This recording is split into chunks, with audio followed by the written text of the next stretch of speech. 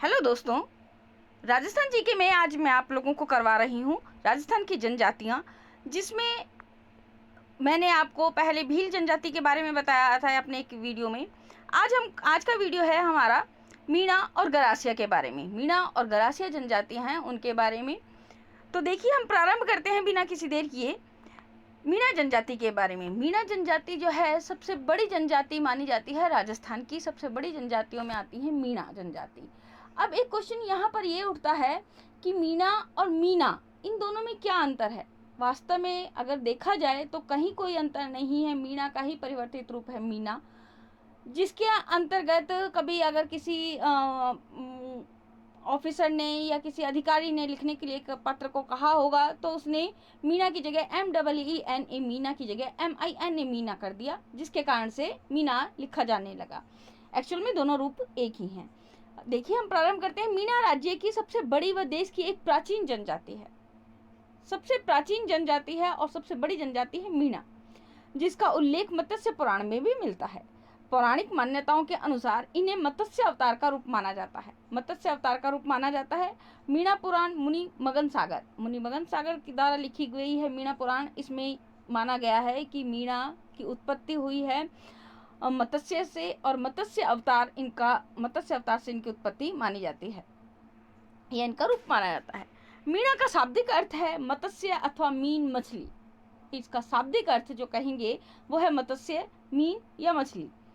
जयपुर में कछवाहा वंश का शासन प्रारंभ होने से पूर्व आमेर में मीणाओं का शासन था। जयपुर में जब कछवाहा वंश का शासन प्रारंभ हुआ, उससे पूर्व आमेर में मीणाओं का शासन था, जिन्हें हरा करके दुल्हे राय ने आमेर पर अधिकार किया। मीणा जनजाति की लगभग आधी से अधिक जनसंख्या रहती है जयपुर में, दौसा में, सवाई माधोपुर में, करौली में और उदयपुर में। इन जिलों में निवास करती है। मोस्टली राजस्थान में ही रहती है जनसंख्या इनकी। मतलब जो मीणा जनजाति है अधिकतर राजस्थान की जनजाति है, राजस्थान की जनजाति मानी जाती है। जो जिसके प्रमुख क्षेत्र हैं, जो रहने वाले हैं, वो हैं जयपुर, दौसा, सवाई माधोपुर, करौली और उदयपुर। मीणा जनजाति के 2 वर्ग हैं, प्रमुख रूप से 2 वर्ग हैं। मैं आगे इनके और वर्ग भी बताऊंगी। 5 वर्ग वैसे हैं, लेकिन 2 वर्ग प्रमुख रूप से हैं। एक जमींदार मीणा जो कृषि कार्य करते हैं, और एक चौकीदार मीणा यानी कि जो चौकीदारी का कार्य करते हैं। मीणा जनजाति 24 खापों में बटी हुई है। कितनी? 24 खापों में बटी हुई है, जबकि मुनि मगन सागर की मीणा पुराण के अनुसार उन्होंने 5200 खापें बताई हैं। केवल अगर हम देखा जाए तो केवल 24 खापें मिलती हैं। 24 खापें यानी कि शाखाएं मिलेंगी इनकी, जबकि मुनि मगन सागर की मीणा पुराण में 5200 खापें बताई जाती हैं।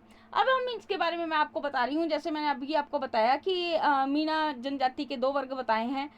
कृषि कार्य में जमींदार मीणा और चौकीदारी का कार्य करने में चौकीदार मीणा। इसके अलावा भी जो 3 वर्ग है वो भी आपको बताते हैं, और इनकी कुल देवियों के बारे में भी आपको बताते हैं कि वास्तव में मीणा जाति के जो गोत्र हैं उसके अनुसार इनकी कुल देवियां कौन कौन सी। देखिए, जैसा भी मैंने आपको बताया था कि जमींदार मीणा, चौकीदार मीणा। जमींदार मीणा जो होते हैं कृषि कार्य करते हैं, और चौकीदार मीणा चौकीदारी का कार्य करते हैं। ये जो मीणा के 2 प्रमुख वर्ग पाए जाते हैं। इसके अलावा जो है प्रतिहार या परिहार मीणा, टोंक और बूंदी क्षेत्र में रहते हैं। टोंक और बूंदी के क्षेत्र में रहने वाले हैं प्रतिहार या परिहार मीणा। रावत मीणा राजपूतों से वैवाहिक संबंध रखने वाले हैं। अजमेर और मेरवाड़ा में राजपूतों से वैवाहिक संबंध रखने वाले रावत मीणा कहलाएंगे। सूरते वाला मीणा अन्य जातियों से विशेषकर माली से वैवाहिक संबंध रखने वाले हैं, ये सूरते वाले मीणा कहलाएंगे। तो प्रमुख रूप से तो 2 ही वर्ग आते हैं। अगर हम कहें तो इसमें आएगा जमींदार मीणा और चौकीदार मीणा। जमींदार मीणा जो जमींदारी का कार्य करेंगे, जमींदारी का यानी कि कृषि का कार्य करेंगे, और चौकीदार मीणा जो चौकीदारी का कार्य करेंगे। अब हम इनसे रखते हैं आगे वाला कि मैं इनके आपको गोत्र बताती हूँ और इनकी कुल देवियों के बारे में कि मीणा जनजाति की जो कुल देवी है वो कौन कौन सी है। देखिए, आपके पास में 4 गोत्र आएंगे यहाँ पर। चांदा, टाटू, जगरवाल और महेर, 4 गोत्र हैं, जिनके अंदर चांदा जो है गोत्र, उसकी कुल देवी है बाण माता बुडवाय। बाण माता बुडवाय और गुडवाय, ये हैं इनकी चांदा जो गोत्र है उनकी माता है बाण माता। टाटू की है बड़वासन माता। टाटू जो गोत्र है उसकी जो माता है कुल देवी है वो है बड़वासन माता। जगरवाल गोत्र की है अहराई माता। महेर जो गोत्र है उसकी है घटवासन माता या घटा रानी माता। तो ये है आपके पास में जो आया है मैंने आपको बताया है मीणा जनजाति के बारे में कि मीणा जनजाति कहाँ निवास करती है, कहाँ रहती है, प्रमुख क्षेत्र कौन कौन से हैं, कुलदेवियाँ कौन कौन सी हैं, मीणा और मीना में वास्तव में फर्क क्या है ये बताया, मत्स्य अवतार बताया। तो ये हुआ है हमारे पास में मीणा जनजाति के बारे में पूरी जानकारी। अब हम करेंगे गरासिया जनजाति के बारे में। गरासिया जनजाति क्या है, इसके प्रमुख पहनावा क्या है, वेशभूषा क्या है, आजीविका कैसे चलती है, रहन सहन क्या है, सबके बारे में देखिए। अब हम प्रारंभ करते हैं गरासिया जनजाति के बारे में। देखिए गरासिया जनजाति के अंतर्गत अगर हम बात करते हैं तो राजस्थान की प्रथम जो जाति है, बड़ी जाति जनजाति, वो है मीणा। द्वितीय जाति है जनजाति है वो है भील, और तीसरी सबसे बड़ी जनजाति है वो है गरासिया।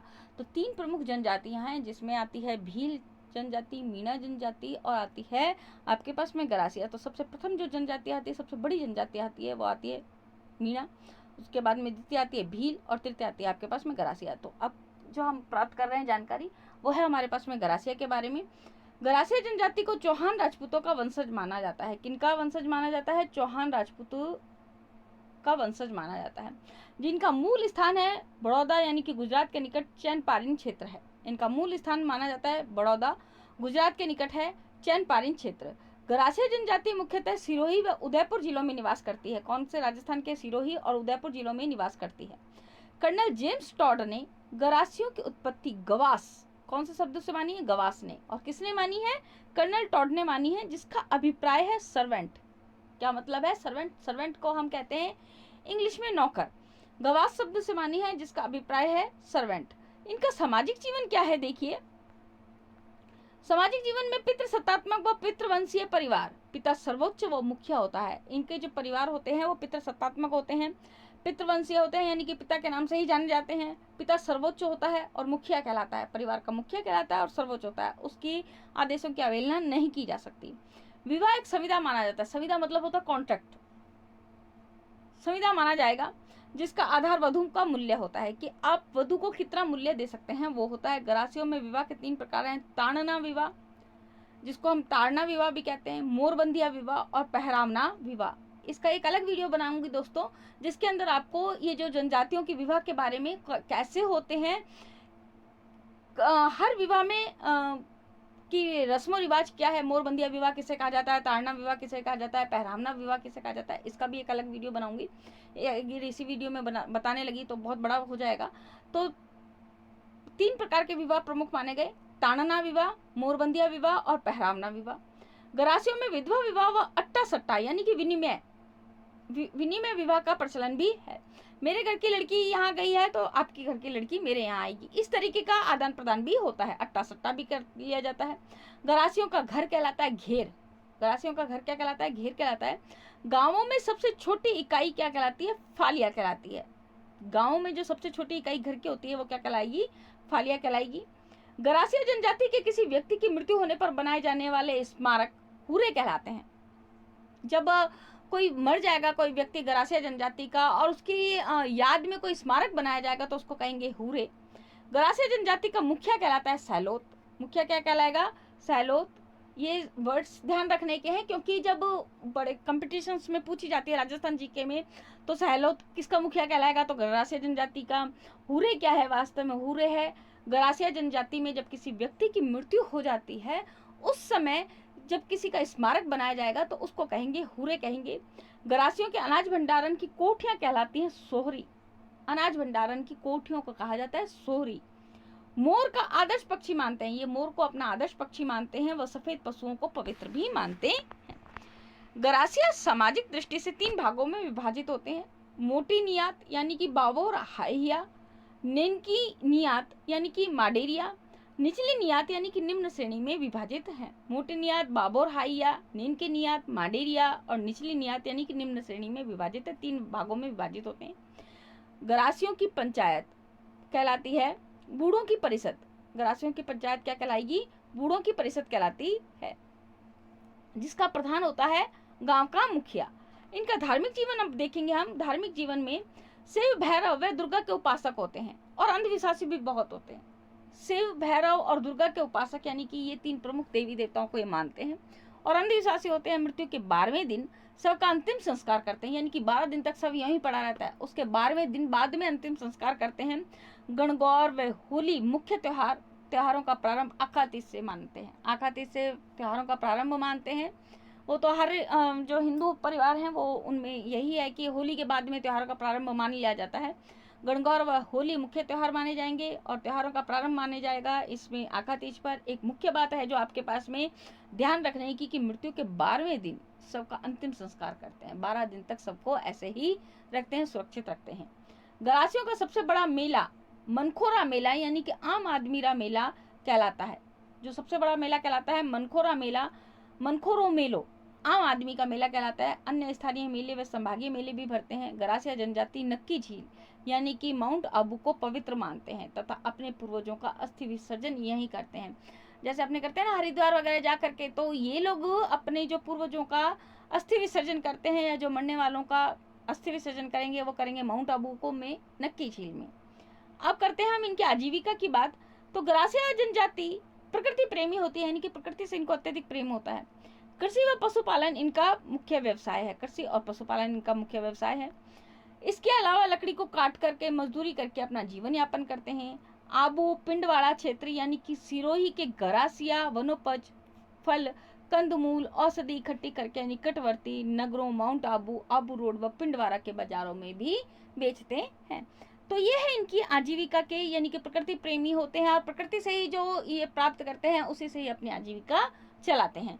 ये नहीं है मांसाहारी वगैरह नहीं है, प्रकृति के ही प्रेमी है और प्रकृति से ही, यानी कि अधिकतर शाकाहारी ही होते हैं। और इनकी जो कंदमूल औषधियाँ वगैरह इनको बेच करके, वनों से प्राप्त चीज़ों को बेच करके ये अपना आजीविका चलाते हैं। तो दोस्तों कैसा लगा आज का वीडियो? अगर अच्छा लगे तो प्लीज़ लाइक कमेंट और शेयर करना ना भूलें। चैनल को भी सब्सक्राइब करना ना भूलें। कमेंट भी देना प्लीज़ दोस्तों ना भूलिएगा। अच्छा लगे तब भी, बुरा लगे तब भी प्लीज़ चैनल जरूर सब्सक्राइब कीजिएगा। आज के लिए धन्यवाद, नमस्कार।